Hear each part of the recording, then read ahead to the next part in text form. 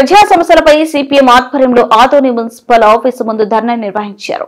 ఆదోని పట్టణంలో ప్రజలు ఎదుర్కొంటున్న ప్రజా సమస్యల పరిష్కారానికై సిపిఎం పార్టీ ఆధ్వర్యంలో ప్రజా చైతన్య యాత్రలో భాగంగా మున్సిపల్ ఆఫీసు ముందు ధర్నా నిర్వహించారు.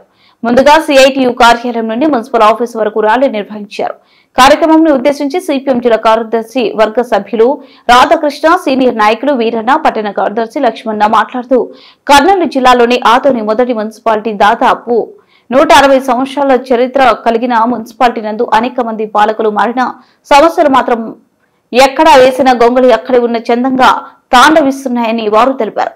ఆదోని పట్టణ మున్సిపాలిటీ నందు కౌన్సిల్ సమావేశంలో ప్రజాప్రతినిధులు ఒకరిపై ఒకరు ఆరోపణలు చేస్తూ కౌన్సిల్ సమయాన్ని వృధా చేస్తున్నారు తప్ప ప్రజా సమస్యలపై చర్చించి పట్టణ సమస్యల పరిష్కారానికై చొరవ ఏమాత్రం చూపడం లేదని వారు తెలిపారు.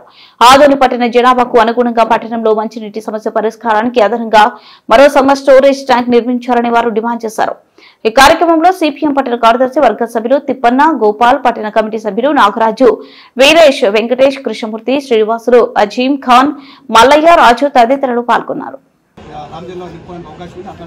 ఒక ప్రపోజల్ కూడా కలెక్టర్ దృష్టి మీరు తీసుకెళ్లాలని చెప్పి సిపిఎం పార్టీగా కోరుతున్నాం. దాంతో టిట్కోకి సంబంధించి కూడా టిట్కోకి సంబంధించి దాదాపు ఒక ఏళ్ల తరబడి కూడా అదిగో ఎదుగు ప్రాధాన్యత ఎక్కడ కూడా టిట్కోకి సంబంధించిన సమస్యలు కూడా పరిష్కారం కావాలని ముందు ధర్నా కార్యక్రమం నిర్వహిస్తున్నాము. ఈ ధర్నా కార్యక్రమము మనం సిపిఎం పార్టీగా దాదాపు 20 వార్డులోన రోజు ఉదయం పూట, సాయంకాలం పూట ప్రజల దగ్గరకు పోయి ప్రజా సమస్యలని తెలుసుకొని ఆ సమస్యల పరిష్కారం కోసం ఈరోజు ఈ ధర్నా కార్యక్రమం నిర్వహిస్తున్నాము. ఈరోజు పట్టణంలోన ఏ వీధికి పోయినా, ఏ వార్డుకు పోయినా ఈరోజు మురికి కాలువ సమస్యలు కానీ, మంచినీటి సమస్య, వీధి దీపాల సమస్య, రోడ్లు సమస్య కూడా ప్రధానంగా ఉంటుంది. అదేవిధంగా కొన్ని కలవాలంటే శ్మశానానికి ప్రహారీ కూడా లేకుండా అనేక ఇబ్బందులు పడుతున్నారు.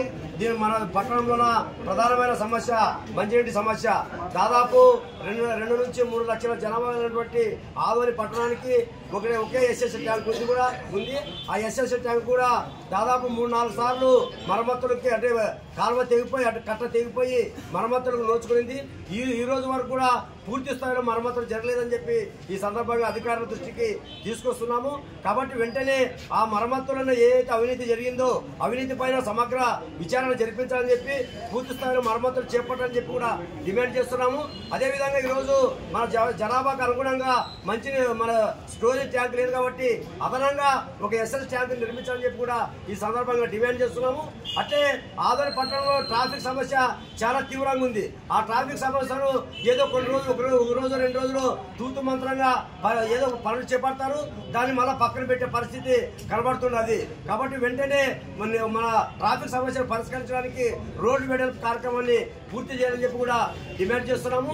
అంటే ఈ రోజు హాస్పిటల్లోనూ కూడా సరైన చికిత్స లేదు, మనకి సరైనటువంటి వైద్యులు లేరు. కాబట్టి ఈ ఎంఆర్ఐ కానీ, లేకుంటే సిటీ స్కాన్ కానీ ఇటువంటి సౌకర్యాలు కూడా లేవు. మనకేదో ఆదోనిలోన ఒక మెడికల్ కాలేజ్ వస్తుంది కాబట్టి అవన్నీ సౌకర్యాలు వస్తుందని చెప్పి ఉన్నత అనుకుంటే ఈ రోజు కూటమి ప్రభుత్వం వచ్చిన తర్వాత ఆ యొక్క మెడికల్ కాలేజ్ నిర్మాణ పనులు నిలిపివేయడం కూడా జరిగింది.